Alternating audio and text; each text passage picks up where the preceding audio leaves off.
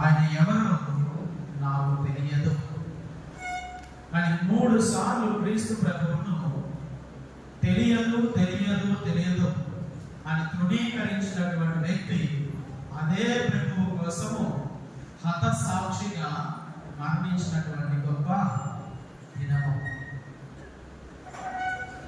ఎక్కడెక్కడైతే ఆయనను విశ్వసించిన వారు జీవిస్తూ ఉన్నారు, ఎక్కడెక్కడైతే ఆయన విశ్వాసము కలిగి ఉన్నారు, ఆ విశ్వాసులను చంపడానికి అధికారుల నుంచి అధికారాన్ని పొందుకొని వాళ్ళని తుదముట్టించాలి అని ప్రయాణం చేసి వెళ్ళినటువంటి వ్యక్తి పలికినటువంటి మాట, నా విశ్వాసమును నిలబెట్టుకొంటిని, నా పరుగు పందెమును ముగించితిని అని ఆయన యందు కలిగినటువంటి విశ్వాసమును పలికినటువంటి గొప్ప వ్యక్తి అపోస్తలులు పునీత పేతురు గారు, పునీత పౌలు గారు. వీరిద్దరి పండుగను కూడా ఈరోజు మనం కొనియాడుతున్నాం. యేసు ప్రభువును తృణీకరించినటువంటి పేతురు గారు ఆయన కోసమే మరణించడానికి సిద్ధపడినటువంటి సమయము, ఆయనను అనుసరిస్తూ జీవించినటువంటి వారిని హతమార్చాలి అని ప్రతినిత్యం కూడా తన యొక్క చేతిలో ఖడ్గం పట్టుకొని తిరిగినటువంటి వ్యక్తి ఆయన యందు విశ్వాసం నిలబెట్టుకొంటిని అని పలికినటువంటి గొప్ప సమయం, ఆ ఇద్దరు పునీతులు కూడా మరణించినటువంటి రోజు ఈ రోజు. పునీత పేతురు పౌలుల మహోత్సవము. ఇద్దరు పునీతులు కూడా ఒకే రోజు ఒకే ప్రాంతంలో హతసాక్షులుగా మరణించారు, ప్రభుని కోసం సాక్షులుగా మరణించారు. పునీత పేతురు గారి యొక్క మరణాన్ని మనం చూసినట్లయితే, ఎప్పుడైతే క్రీస్తు ప్రభు మరణానికి అప్పగింపబడ్డాడో ఆయన తృణీకరించారు. ఎక్కడే నేను కూడా ఆయన శిష్యుని తెలిస్తే నన్ను కూడా చంపవేస్తారేమో, ఆయన వెంబడించిన వారిలో ఒకరినని తెలిస్తే నన్ను కూడా ఎక్కడ తీసుకుని వెళ్ళి ఆ సిలువకి అడ్డపడతారో, ఎంత క్రూరమైనటువంటి మరణాన్ని వారు నా మీదకి తీసుకుని వస్తారు అని భయపడి ఆయన ఎవరో నాకు తెలియదు అని చెప్పేసి పలికినటువంటి పేతురు గారు ఈ రోజు ఆయన పలికినటువంటి మాట, ఆయన వలె మరణించడానికి కూడా నేను యోగ్యుడను కాదు. ప్రైజులా, హల్లెలూయా, హల్లెలూయా. ఆయన వలె సిలువ వేయబడడానికి కూడా నేను యోగ్యుడను కాదు. కాబట్టి నన్ను ఎలాగ సిలువ వేయాలి? తల క్రిందులుగా సిలువ వేసి చంపివేయండి అని చెప్పేసి పునీత పేతురు గారు తనను హతసాక్షిగా మార్చుకున్నాడు. అంత గొప్ప సాక్ష్యాన్ని ఇచ్చాడు. తృణీకరించినటువంటి వ్యక్తి అదే ప్రభు కోసం ఈరోజు సాక్షిగా మరణించడానికి కూడా వెనుకాడలేదు. ఎంతగా తనను తాను తగ్గించుకున్నాడంటే, ఆయన ఏ రీతిగా సిలువ వేయబడ్డాడు, కాళ్ళ కిందికి తల పైకి ఉంచి ఆయన సిలువ వేయబడ్డాడు కదా, కాబట్టి ఆయన వల్ల సిలువ వేయబడడానికి కూడా నేను యోగ్యుడని కాదు, కాబట్టి నా తల కిందికి ఉంచి కాళ్ళు పైకి ఉంచి నన్ను సిలువ వేయండి అని చెప్పేసి తను తాను సిలువకి అడ్డగట్టుకున్నాడు. మనం చూస్తూ ఉంటాం, ఒక పునీతుడు తల క్రిందులుగా సిలువ వేయబడి చంపబడుతూ ఉంటాడు. మీరు కోడుకు వెళ్ళినట్లయితే లూకాసు వార్త గారు 12 మంది అపోస్తలులు ఎలాగా హతసాక్షులు ఆయన మరణించాలన్నటువంటి ఆ గొప్ప చిత్రాన్ని అక్కడ స్వరూపాన్ని ఆయన నిర్మించి పెట్టాడు. అప్పుడు పేతురు గారు తల క్రిందులుగా సిలువ వేయబడి ఉండటం మనం చూస్తాం. మరి పునీత పౌలు గారు ఎక్కడైతే క్రైస్తవులు కనబడుతున్నారో, క్రీస్తుని గమనించే వాళ్ళు ఉన్నారు, ఎక్కడెక్కడ వీళ్ళు ఉన్నారా అని చెప్పేసి దాక్కుని ఉన్న వాళ్ళు కూడా బయటికి ఈడ్చుకొని వచ్చి ఆయన చంపివేశారు. అంత క్రూరంగా క్రైస్తవుల్ని హింసించారు. ఎంతటి ద్వేషము ఆయన కలిగి ఉన్నాడంటే, అక్కడ ఉన్నటువంటి చక్రవర్తి నుంచి అధికారం కూడా పొందుకున్నారు. ఏమిటి? పబ్లిక్ గా స్వేచ్ఛగా క్రైస్తవులు చెప్పడానికి నాకు అధికారం ఇవ్వండి అని చెప్పేసి అధికారం నుంచి ఈ అధికార పత్రాన్ని కూడా పొందుకొని ఆ దమస్కుకి బయలుదేరాడు. ఆ ప్రాంతంలో కొంతమంది క్రైస్తవులు ఉన్నారంట అని చెప్పేసి తెలియక ఆ ప్రాంతానికి బయలుదేరే కొంతమంది వ్యక్తులను తీసుకొని, కానీ ఆ మార్గ మధ్యలో జరిగినటువంటి ఆ గొప్ప సంఘటన, ఆ గొప్ప అద్భుతము ఆయన ఎంతగా మార్చివేసిందంటే, ఆయన్ని చంపివేయాలి, ఆయన అనుసరించిన వారిని చంపివేయాలని తిరిగినటువంటి వ్యక్తి ఏ రీతిగా మారిపోయాడంటే, నేను ఆయన కోసం జీవించడము ఆశీర్వాదం, ఆయన కోసం మరణించడానికి కూడా నేను సిద్ధమే, ఇక నేను మరణించినను జీవించినను నా ప్రభువు కోసమే అన్నటువంటి రీతిగా తన యొక్క విశ్వాసము మారిపోయింది. Praise the lord. Hallelujah, hallelujah. ఇదేదైనా ఒక మనిషి అనుకోవడం వల్ల జరిగిందంటారా? ఎవరైనా తలంచడం వల్ల జరిగిందంటారా? ఎవడో ఒక మనిషి వాళ్ళ మనసును మార్చడం వల్ల జరిగిందంటారా? కానీ ఇది స్వయంగా క్రీస్తు ప్రభు వారి జీవితంలో చేసినటువంటి గొప్ప అద్భుత కార్యం. కాబట్టి ఈ గొప్ప పునీతులు అపోస్తలులు ఈరోజు శ్రీ సభకి 2 పునాదులుగా ఉంటూ ఉన్నారు. గొప్ప విశ్వాసానికి సాక్షులుగా ఉంటూ ఉన్నారు. చూడండి ప్రియ దేవుని బిడ్డలారా, ఈనాడు చదివినటువంటి మొదటి పట్టణంలో అప్పటికి హేరోదు మహారాజు యాకోబు గారిని చంపివేశారు. యోహాను సోదరుడైనటువంటి యాకోబుని చంపివేశారు. అపోస్తలుడే ఆయన ఆల్రెడీ చంపివేశాడు. ఎప్పుడైతే యాకోబు గారిని చంపిన వెంటనే అక్కడ ఉన్నటువంటి ఆ ప్రజలందరూ కూడా సంతోషించడం ప్రారంభించారు. హేరోదు రాజును పొగడటం ప్రారంభించారు. మంచి పని చేశాడులే, యాకోబుని కాస్త చంపేసి మంచి పని చేశాడు, కానీ ఇలాగ అందరూ కూడా చంపేస్తే సరిపోతుంది అని చెప్పేసి అక్కడ ఉన్న వాళ్ళందరూ కూడా ఈ హేరోదు రాజుని పొగడుతూ ఉన్నప్పుడు, ఆయన చేసినటువంటి పనికి అందరూ కూడా మంచిగా మాట్లాడుతూ ఉన్నప్పుడు ఈ హేరోదు రాజు ఏమనుకున్నాడు? మిగతా అపోస్తలులు కూడా చంపేస్తే ఒక పని పోతుంది, వీళ్ళందరి మధ్యలో ఇంకా నాకు ఇంకా మంచి పేరు వస్తుంది అని చెప్పేసి హేరోదు రాజు కాస్త పేతురు గారిని పట్టుకొని వచ్చేసాడు. ప్రభుని శుభవార్తను ప్రకటిస్తూ బహిరంగ తిరుగుతున్నటువంటి పేతురు గారిని కాస్త పట్టుకొని వచ్చి పేతురు గారిని ఆ రోజు చంపకుండా, ఎందుకంటే అది పులిని పట్టిన రొట్టెల పండుగ, వారికి ఇశ్రాయేలు ప్రజలందరికీ కూడా అది పవిత్రమైనటువంటి రోజు కాబట్టి ఆ పండుగ రోజు చంపకుండా మరుసటి రోజు ఆయన చంపివేద్దాం అని చెప్పేసి ఆయన తీసుకుని వెళ్ళి చెరసాలలో ఉంచారు. కానీ ఆ రోజు రాత్రికి రాత్రి జరిగినటువంటి గొప్ప అద్భుతమే ఈ రోజు మొదటి పట్టణంలో మనం చూస్తూ ఉన్నాం. మరుసటి రోజు ఆయన మరణించాలి. ఆ ముందు రోజు రాత్రి దేవుని యొక్క దూతలు ఆ యొక్క చెరసాలలోనికి దిగి వచ్చి ఆ యొక్క చెరసాల గేట్లను కాస్త,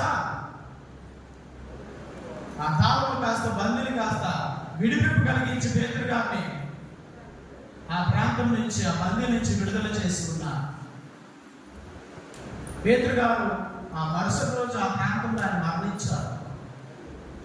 కానీ అక్కడ ఆ మరణానికి ఆయన గురి కాదు. ఎందుకని?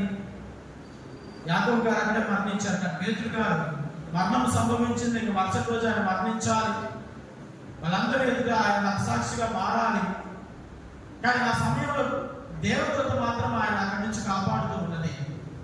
ఎందుకంటే పేతురు గారు ఆ ప్రదేశంలో మరణించడం దేవుని చిత్తము కాదు. Praise the lord. Hallelujah, hallelujah. పేతురు గారు యెరూషలేము ప్రాంతంలో, ఆ ప్రాంతంలో మరణించడం దేవుని చిత్తము కాదు. మరి పేతురు గారు ఎక్కడ మరణించాలి? దేవుడు ముందుగానే ఒక ప్రణాళిక ఏర్పాటు చేసుకొని ఉన్నారు. ఏ అపోస్తలులు ఎక్కడ మరణించాలి, ఎక్కడ సమాధి చేయబడాలి, ఏ రీతిగా మరణించాలి, ఏ రీతికి వాళ్ళు ఒక హత సాక్షిగా ఆయన శుభవార్తకి సాక్షులుగా వారి యొక్క మరణాలు ఉండాలి అని దేవుడు ముందుగానే ఏర్పాటు చేసుకొని ఉంచారు. అదే రీతిగా పేతురు గారి యొక్క మరణానికి కూడా ఆయన ఒక ప్రణాళికను ఏర్పాటు చేసుకుని ఉన్నారు. కానీ ఆ ప్రణాళిక ప్రకారమే హేరోదు రాజు చేతుల్లో యెరూషలేము ప్రాంతంలో ఆయన మరణించడం లేదు. ఆయన మరణం నుంచి తప్పించబడి ఆయన ఎక్కడికి నడిపించబడ్డాడు? రోము ప్రాంతానికి నడిపించబడ్డాడు. ఎక్కడికి వచ్చాడండి? రోము ప్రాంతానికి నడిపించబడ్డాడు. ఇక్కడ ఆయన మరణిస్తూ ఉన్నాడు.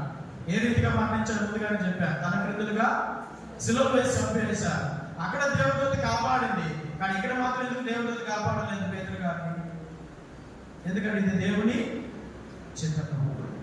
అక్కడ మరణించడం దేవుని చిత్తము కాదు, కానీ ఇక్కడ మరణించడం, ఆయన ఇక్కడ హతసాక్షిగా మారడం అనేది దేవుని యొక్క చిత్తము. ఎవరి మధ్యనైతే యేసు ప్రభు హేళనకు గురి అయ్యాడు, ఎవరి చేతుల్లోనైతే ఆయన హింసించబడ్డాడు, ఎవరి చేతుల్లోనైతే ఆయన మరణంకు గురి చేయబడ్డాడు, ఎవరి చేతుల్లోనైతే ఆయన క్రూరమైనటువంటి మరణాన్ని పొందుకున్నాడు, ఆ క్రూరమైనటువంటి చేతులకు మేలు దిగబడి చంపివేయబడ్డాడు, అదే వ్యక్తుల మధ్య ఆయన ఈరోజు అధికముగా ఆరాధించబడుతున్నారు. ఎవరి మధ్య ఆయన? ఎవరండి యేసు ప్రభు చంపివేసింది? ఎవరు చంపేశారు? ఎవరు చంపివేసింది? యేసు ప్రభు శిలువ మరణం ఇచ్చింది ఎవరు? శిలువ మరణం ఇచ్చింది ఎవరు? పిలాతు. ఎవరు పిలాతు? రోమా చక్రవర్తి. రోమా సామ్రాజ్యపు చక్రవర్తి. ఆయన హింసించిన 100 రోజులందరూ ఎవరు? రోమీయులు. పరిశుద్ధ గ్రంథం చదువుతున్నారా? తెలుసా చరిత్ర అంతా కూడా? యేసు ప్రభుని హింసించిన వాళ్ళు రోమీయులు. సిలువవేయని కేకలు వేసింది మాత్రము ఇశ్రాయేలు ప్రజలు, యూదా ప్రజలే. కానీ హింసించింది, ఆయన వరడాలతో వచ్చింది, ఆయన కర్ణ తీర్పు ఇచ్చింది రోమీయులు. ఎవరు?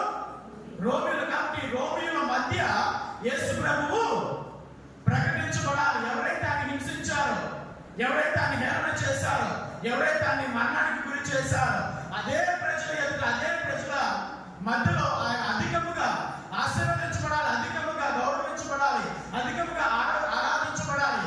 కాబట్టి పేతురు గారు ఆ ప్రాంతానికి వెళ్ళాడు. ఆ ప్రాంతంలో పేతురు గారిని చంపివేసింది రోమీయులే. పౌలు గారిని చంపివేసింది రోమీయులే. మొదటి 300 సంవత్సరాలు క్రైస్తవుని హింసిస్తూ వచ్చింది రోమీయులే. ఏ ప్రాంతంలోనైతే ఈ అపోస్తలులు మరణించారు, ఎవరి చేతుల్లోనైతే యేసు ప్రభు మరణించాడు, ఎక్కడైతే 300 సంవత్సరాలు క్రైస్తవులు హింసించబడ్డారో అదే ప్రాంతంలో ఆ దేవాదేవుడు తన ప్రధాన ఆలయాన్ని నిర్మించుకొని ఉన్నాడు. Praise the lord. Hallelujah, hallelujah. ఎందుకంటే ఇది దేవుడి అభిష్టము. ఎక్కడైతే ఆయన హేళనకు గురి అయ్యాడో అదే ప్రజల మధ్యలో ఆయన తన యొక్క గొప్పతనాన్ని నిరూపించాలనుకున్నాడు. అదే ప్రజలు ఆయన ఈరోజు ప్రపంచ నలుమూలలకి కూడా ఆరాధనీయుడిగా ప్రకటిస్తూ ఉన్నారు. కానీ పేతురు గారికి చేసినటువంటి వాగ్దానము, పేతురు నీవు రాయివి, ఈ రాతి మీద నా సంఘమును నిర్మించుకుంటా, నరక శక్తులు దీనిని జయింపచాలవు. అది పేతురు గారికి యేసు ప్రభు చేసినటువంటి వాగ్దానం. ప్రియదేవుని బిడ్డలారా, కానీ ఆయన వాగ్దానము తన జీవితంలో నెరవేర్చబడినటువంటి రోజు. ఏ వాగ్దానం అయితే ప్రభు చేశాడో అదే వాగ్దానం ప్రకారం ఆ ప్రాంతానికి ఆయన వెళ్ళాడు. ఆ ప్రాంతంలో ఆయన సిలువ వేసి చంపివేయబడ్డాడు. ఆ ప్రాంతంలో ఆయన సమాధి చేయబడ్డాడు. ఎక్కడైతే ఆయన చంపివేయబడి సమాధి చేయబడ్డాడో ఈరోజు ప్రధాన దేవాలయము ఆ ప్రాంతంలో ఆయన సమాధి మీద నిర్మించబడింది. సెయింట్ పీటర్స్ బెసిలికా అని చెప్పేసి మనం చెప్తూ ఉంటాం. పేతురు గారి పెద్ద దేవాలయం. ఆ ప్రాంతంలోని పాప గారు ఇప్పుడు నివసిస్తూ ఉన్నారు. తన యొక్క పరిచర్యను ఈ లోకమంతరికి కూడా కొనసాగిస్తూ ఉన్నారు. కానీ సమస్తము కూడా దేవుడి యొక్క ప్రణాళిక ప్రకారము జరుగుతూ ఉన్నాయి. ఏది కూడా ఆయన ప్రణాళికకు అతీతంగా జరుగుతున్నది లేదు. సమస్తము కూడా దేవుడి యొక్క ప్రణాళిక ప్రకారం. దీన్ని ఆటంకపరచడానికి ప్రతినిత్యం కూడా సాతాను గారు ప్రయత్నం చేస్తూ ఉంటారు. అయినప్పటికీ ఏ నరక శక్తులు కూడా దీన్ని జయింప చాలు. నరక శక్తులు కావచ్చు, నరుల శక్తులు కావచ్చు, ఏ శక్తులు కూడా దీన్ని జయించలేవు. ఇది దేవుడి యొక్క ప్రణాళిక ప్రకారం ఆ దేవాదేవుడు ఏర్పాటు చేసినటువంటి సంఘం అండి. కానీ పేతురు గారు ఆ ప్రాంతంలో మరణించాలి. ఎక్కడైతే ఆయన హేళన చేయబడ్డారు, ఎవరి చేతుల్లోనైతే ఆయన చంపివేయబడ్డాడు, అదే ప్రజల ఎదుట ఆయన ప్రకటించబడాలి. అదే ప్రాంతం నేను క్రైస్తవానికి ప్రధానమైనటువంటి స్థలముగా, ప్రధానమైనటువంటి ప్రాంతముగా దేవుడు నేను ఏర్పాటు చేసుకున్నాడు. ఎంత గొప్ప ఆశీర్వాదం అని ప్రియ దేవుడు బిడ్డలారా. కానీ రోమ ప్రాంతం ఈరోజు ప్రధానమైనటువంటి ప్రాంతంగా, క్రైస్తవానికి ప్రధానమైనటువంటి ప్రాంతంగా నిలబడుతూ ఉన్నది. ఈ వాటికన్ సిటీ, ఈ రోమ ప్రాంతం అంతా కూడా అక్కడ ఉన్నటువంటి ప్రతి ఒక్కరు కూడా రోమీయులే ఒకప్పుడు. కానీ ప్రతి ఒక్కరు కూడా క్రైస్తవులుగా పిలువబడుతున్నారు. Praise the lord. Hallelujah, hallelujah. కానీ ప్రతి ఒక్కరు కూడా ఆయన నామం ఎదుట మోకాలు వంచాలి. అంతే దేవుడి వాక్యం. కానీ ఎవరైతే ఆయన హేళన చేస్తూ వచ్చారు, వీళ్ళేం చేస్తారే, ఆయన ఈయనేం చేస్తారులే అని చెప్పేసి ఎవరెవరైతే ఆయన హేళన చేశారో ఈరోజు ఆ ప్రాంతంలో ఉన్నటువంటి వారందరూ కూడా ఆయన నామములు మొఖాలు వచ్చుతూ ఉన్నారు. సర్వ మానవాళి, సర్వ ప్రపంచం కూడా ఆయన నామములో మొఖాలు వచ్చుతూ ఉన్నది. ఎందుకంటే సమస్తము కూడా దేవుడి యొక్క వాక్యము ప్రకారం జరిపించబడాలి. మరి ఈరోజు కొంతమంది వ్యక్తులు వచ్చేసి కథోలిక సంఘం అసలు యేసు ప్రభు స్థాపించింది కాదులే, ఇదంతా కూడా వాళ్ళు చెప్పుకుంటూ ఉన్నారు, ఇది 3వ శతాబ్దం నుంచే వచ్చింది అని చెప్పేసి కొంతమంది మూర్ఖులు మాట్లాడుతూ ఉంటారు. వీరందరికీ ఈ యొక్క మాటలు మాట్లాడుతున్నప్పుడు సాతాను గారు ఆటోమేటిక్గా ఇటువంటి ఆలోచన చేస్తూ ఉన్నాడు. ఇది సర్వసాధారణం. మరి ఒకవేళ వారు చెప్పినటువంటి మాట ప్రకారం అనుకుందాం, 3వ శతాబ్దం నుంచే కథోలిక సంఘం వచ్చేసిందని చెప్పేసి అనుకుందాం. మరి ప్రస్తుత వాక్యం ప్రకారం క్రీస్తు ప్రభు ఇచ్చినటువంటి వాగ్దానం ఏమిటి? పేతురు, నీవు రాయి, నాటి మీద నా సంఘం నిర్మిస్తాడు అని ప్రభు చేసినటువంటి వాగ్దానం ప్రకారం ఆ సంఘం ఏది? మరి మిగతా సంఘాలన్నీ కూడా ఏదో ఒక సంవత్సరం నుంచి, ఏదో ఒక వ్యక్తి దగ్గర నుంచి ప్రారంభించబడ్డాయి. 15వ శతాబ్దం నుంచే మిగతా సంఘాలన్నీ కూడా ప్రారంభించబడ్డాయి. ఇది మనకు తెలిసిన విషయమే. మరి యేసు ప్రభు వాగ్దానం చేసినటువంటి సంఘం ఏది? కథోలిక సంఘాన్ని నువ్వు యేసు ప్రభు ప్రారంభించింది కాదు, ఇది మధ్యలో నుంచి వచ్చింది, 3వ శతాబ్దం నుంచి వచ్చింది అని చెప్పేసి నువ్వు అడుగుతూ ఉంటావు. సరే, నీ మాట ప్రకారమే వెళ్దా. మరి ప్రభు వాగ్దానం చేసినటువంటి సంఘం ఏది అని చెప్తే మాత్రం సమాధానము లేదు. ఇదే నిజమైనటువంటి సంఘం, ఇదే ప్రభు ఏర్పాటు చేసుకున్నటువంటి సంఘము, ప్రభు నడిపిస్తున్నటువంటి సంఘం అంటే మాత్రము ఒప్పుకోను. మరి సరే, ఇది కాదంటున్నావు కదా, మరి ఏది ప్రభు ఏర్పాటు చేసినటువంటి సంఘము? పేతురు గారి సమాధి మీద ఆయన సంఘాన్ని నిర్మించుకున్నాడు కదా. మరి ప్రభు ప్రారంభం నుంచి కూడా, తన యొక్క మరణ పునరుద్ధరణ తర్వాత నుంచి కూడా తాను ఏర్పాటు చేసుకుని నడిపిస్తున్నటువంటి సంఘం ఏది అన్నదానికి మాత్రం సమాధానం ఇవ్వడానికి వారికి సమాధానము దొరకడం, దీన్ని మాత్రము అంగీకరించడం. కానీ మనం గూగుల్లోకి వెళ్ళి కూడా సెర్చ్ చేస్తే మనకు కనిపించేటువంటి సమాధానము, యేసు ప్రభుని చేత స్థాపించబడినటువంటి సంఘం ఏది అని చెప్పేసి మీరు గూగుల్లో కూడా సెర్చ్ చేసి చూడండి. అది డైరెక్ట్గా మిమ్మల్ని రోమన్ క్యాథలిక్ చర్చ్ అని చెప్పేసి మీకు సమాధానం ఇస్తుంది. ఎందుకంటే ప్రారంభం నుంచి ప్రభు ఏర్పాటు చేసుకున్నటువంటి నిజమైన సంఘము నీవు నేను ఈరోజు విశ్వసిస్తున్నటువంటి ఈ పరిశుద్ధ సంఘము. నాటి నుంచి నేటి వరకు కూడా ఆ దేవాదేవుని ఏర్పాటు చేసుకొని తన యొక్క అపోస్తలుడైనటువంటి పేతురు గారి మీద ఈ యొక్క సంఘమును స్థాపించుకొని, ఆ రాతి మీద పేతురు నువ్వు రాయివి, ఆ రాతి మీద తన యొక్క సంఘాన్ని ఏర్పాటు చేసుకుని ఉన్నాడు. ఎందుకంటే పరిశుద్ధ వాక్యం ద్వారా ముందుగానే క్రీస్తు ప్రభు తెలియజేసి ఉన్నాడు. రాతి మీద నిర్మించబడినటువంటి గృహము, ఇసుక మీద నిర్మించబడినటువంటి గృహము, రాయి మీద నిర్మించబడినటువంటి గృహం ఎలా ఉంటుంది? ఎన్ని వరదలు వచ్చినా, ఎన్ని వరగాలు వచ్చినా, ఎన్ని తుఫాలు వచ్చినా, అది రాతి మీద నిర్మించబడడం చేత ఎన్ని సమస్యలు వచ్చినా కూడా అది తొట్టిల్లదు. కానీ ఇసుక మీద నిలబడినటువంటి గృహం మాత్రము చిన్న వడగాలు వచ్చినా, చిన్న తుఫాలు వచ్చినా అది నాశనం అయిపోతుంది. కాబట్టి క్రీస్తు ప్రభు బహు స్పష్టంగా తెలియజేస్తున్నాడు, నీవు రాయివి, కానీ ఈ రాతి మీద నా సంఘాన్ని నిర్మిస్తాను. ఈ రాయి అన్నటువంటి అర్థం ఏమిటంటే, ఈ రాయి అంటే ఎప్పటికీ కూడా ఇది తొట్టిల్లదు, ఎన్నటికీ కూడా ఇది నాశనం కాదు.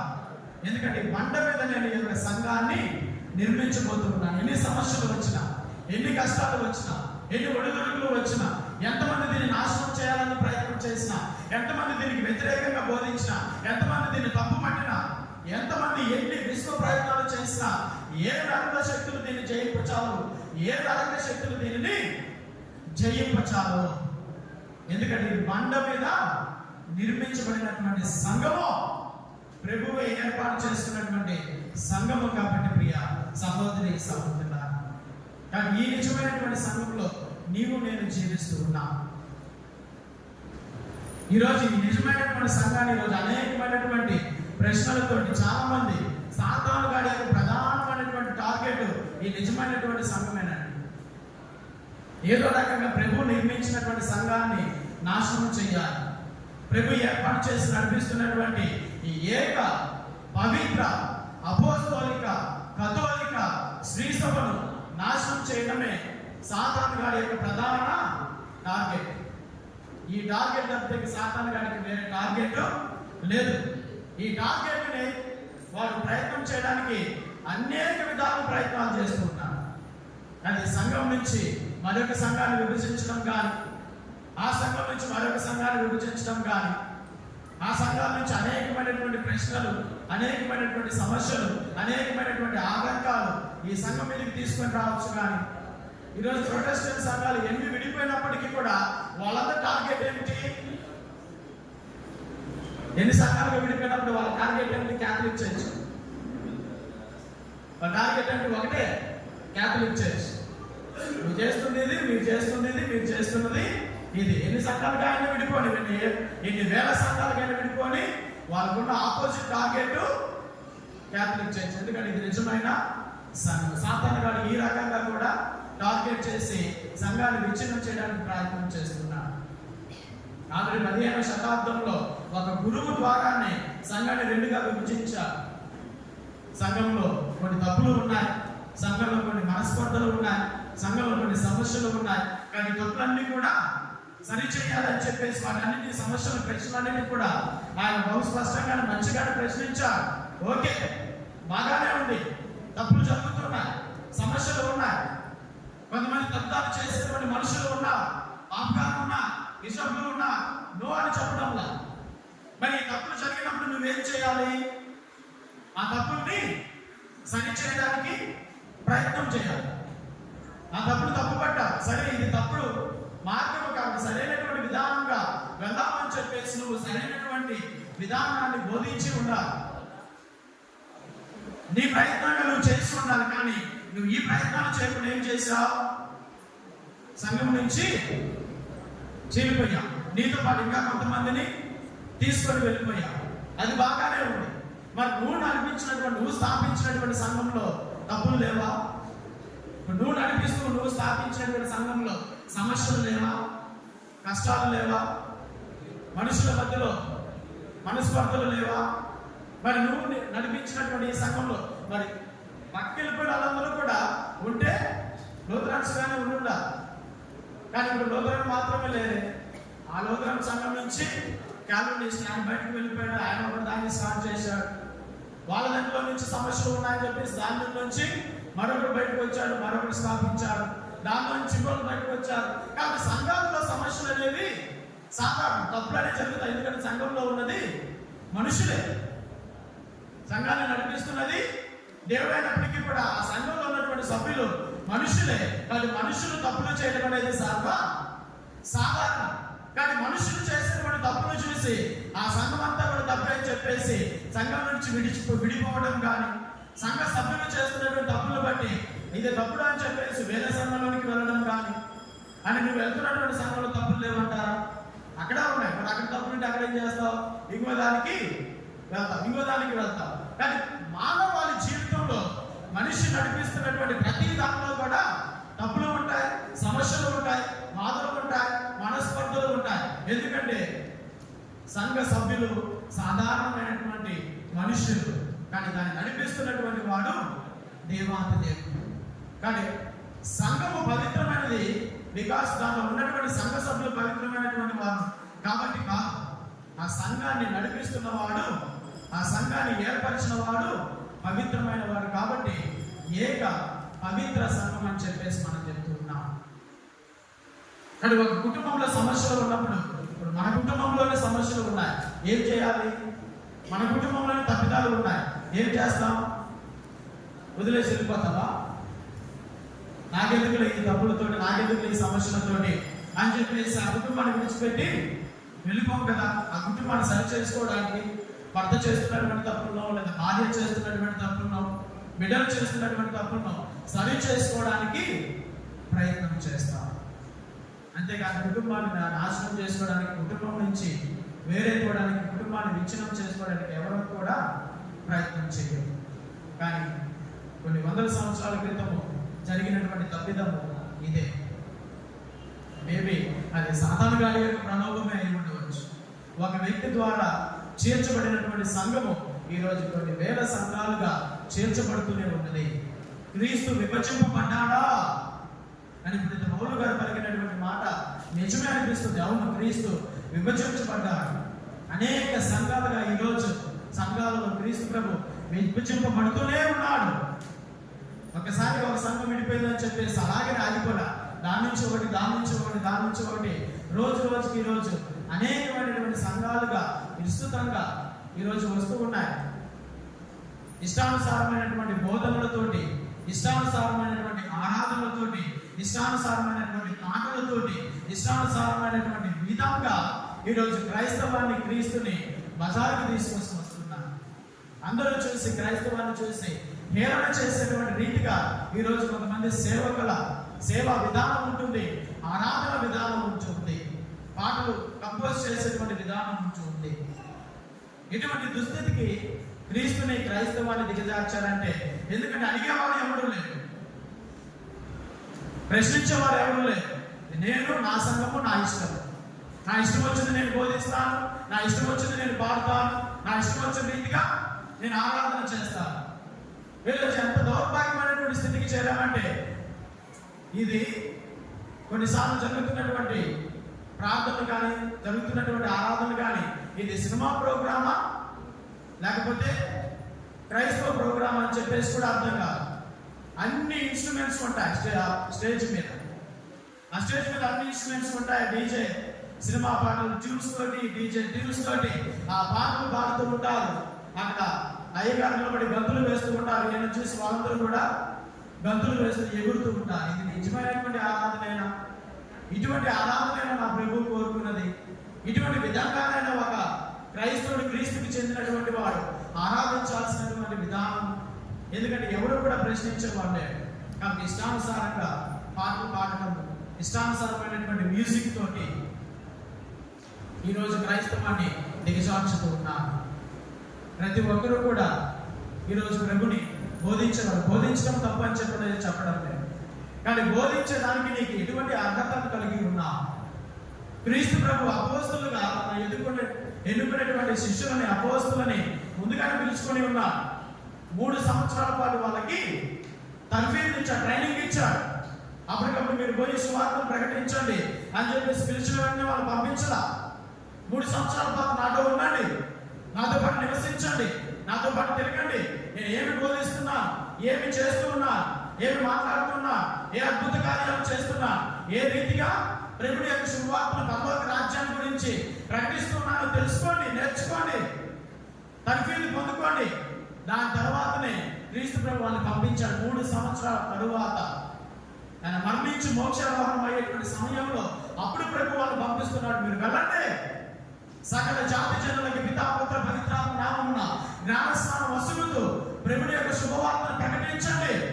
ఇప్పుడు మీరు పొందినటువంటి తర్ఫీదు చాలు అని చెప్పేసి 3 సంవత్సరాల తర్ఫీదు తర్వాతనే ప్రభు తన అపోస్తులు కానీ శిష్యులు కానీ లోకానికి పంపించాడండి. పిలిచిన వెంటనే వాళ్ళు పంపించలా. కానీ ఈరోజు ఏ తర్ఫీదు లేకుండా, ఏ ట్రైనింగ్ లేకుండానే ఆ బైబిల్లో ఉన్నటువంటి అర్థం ఏమిటి, అంతరార్థం ఏమిటి, ఈ సత్యం ఏమిటి, అసలు దేని గురించి పరిశుద్ధ గ్రంథం రాయబడింది, ఈ బ్యాక్గ్రౌండ్ ఏంటి, ఏ విషయం తెలియకుండానే ప్రతి ఒక్కరు కూడా బైబిల్ సంఖ్యలో పెట్టుకొని నేను ప్రభుని యొక్క శుభవార్తను ప్రకటించగలను అని చెప్పేసి బయలుదేరుతూ ఉన్నాను. ఎక్కడ తర్ఫీదు ఉన్నది? ఏ తర్ఫీదు లేదు. ఏ ట్రైనింగ్ ఉన్నది? ఏ ట్రైనింగ్ లేదు. దాని అంతరార్థం తెలుసా? తెలియదు. దాని యొక్క బ్యాక్గ్రౌండ్ తెలుసా? తెలియదు. ఆయనకి ఏం వస్తే అది బోధిస్తారు, ఏం వస్తే అది బోధిస్తారు, ఇదే విషయం అనుకుంటే అదే బోధిస్తారు. ఇటువంటి సేవలు ప్రారంభమయ్యారు. కాబట్టి ఈరోజు క్రీస్తుని యొక్క శుభవార్త అన్యుల మధ్య హేళన చేయబడుతూ ఉన్నది. ప్రపంచం మధ్య అనేక మంది ప్రజల మధ్య ప్రభుని యొక్క శుభవార్త హేళనకి గురి అవుతున్నది. ప్రతి చిన్న పని చేయాలన్నా కూడా, ఒక పనిలో నువ్వు నిమగ్నుడు కావాలన్నా కూడా ప్రతి పనికి ఒక ట్రైనింగ్ అనేది అవసరం. ఎవరు కూడా నేర్చుకోకుండా ఏ పని కూడా చేయలేరు. చివరికి కుట్టు మిషన్ నేర్చుకోవాలి, కుట్టు బట్టలు కుట్టాలన్నా కూడా ట్రైనింగ్ కావాలి. అప్పటికప్పుడు నేను బట్టలు కుట్టేస్తానని చెప్పేసి ఏ వ్యక్తి కూడా టైలర్ కావాలి. ముందుగా తర్ఫీదు ఉండాలి, ట్రైనింగ్ పొందుకోవాలి. అందరు సెంట్రింగ్ వాళ్ళు ఉన్నారు, ఎవరు కూడా సెంట్రింగ్ మేస్త్రి కావాలి. డైరెక్ట్గా ముందు ఎవరో ఒక దగ్గర పని చేయాలి. పని చేసి ఎలా చేయాలి, ఎలాగా విధానం ఏమిటి అని చెప్పేసి నేర్చుకొని కొన్ని సంవత్సరాల ట్రైనింగ్ తర్వాతనే తన మేస్త్రి అవుతారు. కానీ ప్రతి పనిలోనూ కూడా ట్రైనింగ్ అనేది అవసరం, నేర్చుకోవడం, తర్ఫీదు. కానీ వేవి కూడా లేకుండా ఈరోజు ప్రతి ఒక్కరు కూడా సేవకులు అవుతున్నది దేనిలోనైతే క్రైస్తవ్యంలో. అనేక మంది ప్రతి వీధికి ఒకడు తయారవుతూ ఉన్నాడు. ఎటువంటి ట్రైనింగ్, తర్ఫీదు లేకుండా వాళ్ళందరి వెనకాల మనం పోతా ఉంటాం. ఎలాగ గ్యాదర్ చేస్తారయ్యా అంటే ప్రజల్ని చూసినటువంటి విచిత్రం ఏంటంటే, బాబాయి, మామ, అత్త, చెల్లి అని చెప్పేసి ఇంటి పేరు వాళ్ళందరినీ కూడా ముందు గ్యాదర్ చేస్తారు. తర్వాత వాళ్ళ ద్వారా ఇంకొక వ్యక్తులకు వదిలేస్తారు. ఈ రీతిగా సంఘాన్ని ఏర్పాటు చేసుకోవడానికి ప్రయత్నం చేస్తున్నారు.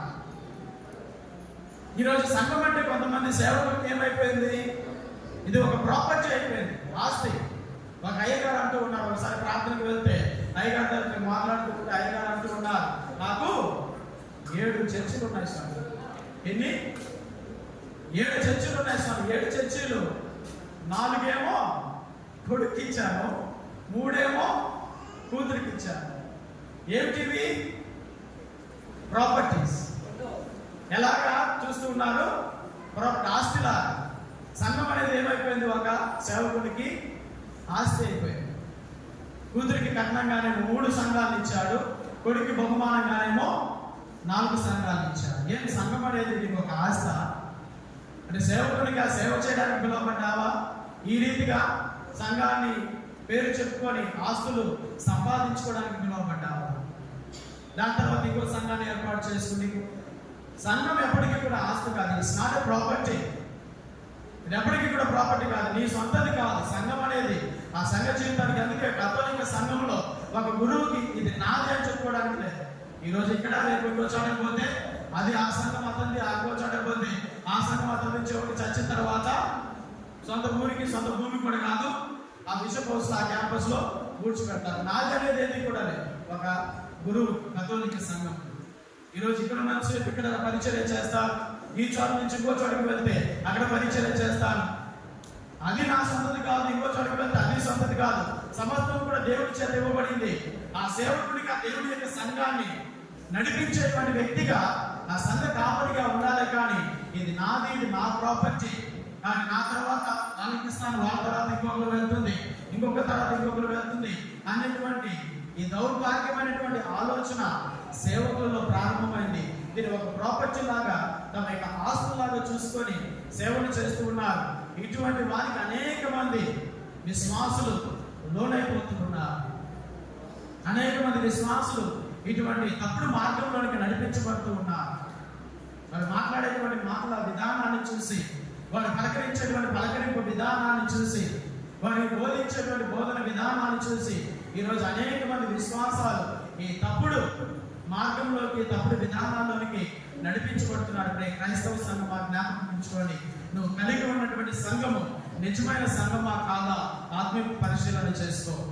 నువ్వు వింటున్నటువంటి బోధన నిజమైనటువంటి బోధన కాదా ఆత్మ పరిశీలన చేసుకో.